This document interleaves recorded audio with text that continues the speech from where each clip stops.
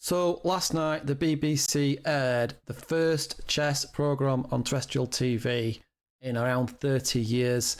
It was Chess Masters, the Endgame, and oh dearie me, I don't really know where to start with this one. I've got to be honest.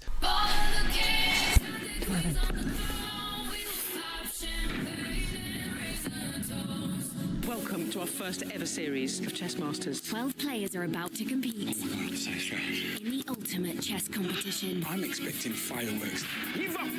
Never. Become one with the board. The checkmate is going to land.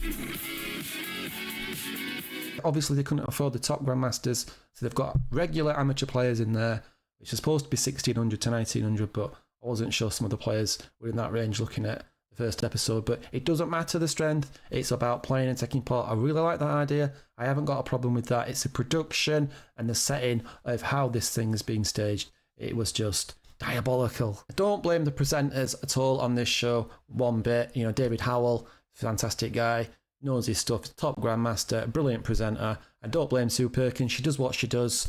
You know, she's a bake-off type thing. And the guy from Traitors, you know, fair enough. They're there to show enthusiasm. That's absolutely fine.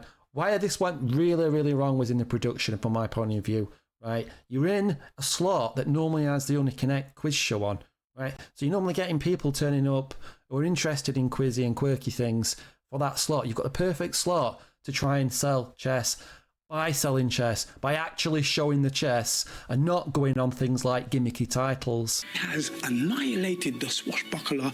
Down goes the ship. Down goes the Jolly Roger.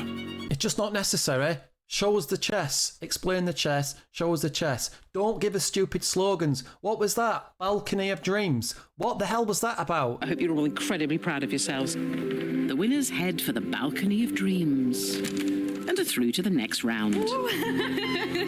It was like, well, I'm so excited to go to the balcony because everyone's been saying such good things about it, so I'm like really excited.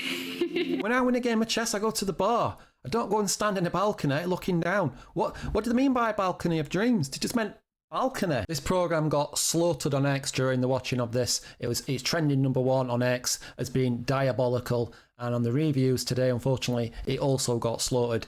There were a couple of positive things to say about it. That's great, but on the whole, this thing was slaughtered, and rightly so in my opinion. I get that showing whole games is quite difficult to do.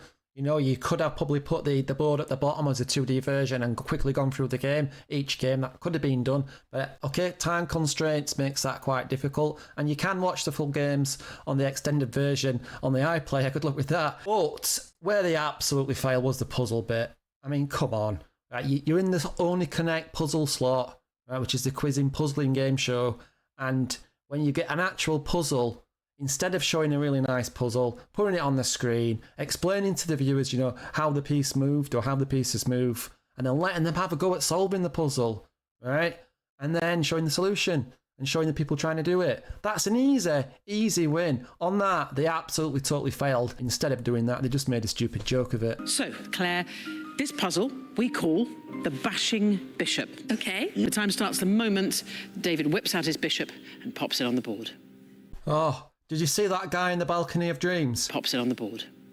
Right, that is a reaction that I had. Oh, dearie me. You might say, like, well, why do you care? So what? It was bad. Like, this is such a missed opportunity. We've got chess on the BBC. Instead of nurturing that idea and showing people how to play, people might be slightly interested or curious, showing them how the thing actually works and getting them involved in really nice puzzles and showing the games quickly and explaining a few things so the beginner can enjoy it. They did absolutely none of that. They just went with the stupid gimmicky nonsense, and it was a massive missed opportunity. Basically admitted that chess is boring, we can't sell it, let's have lots of gimmicks. I think one of the actual contestants summarised this show pretty well.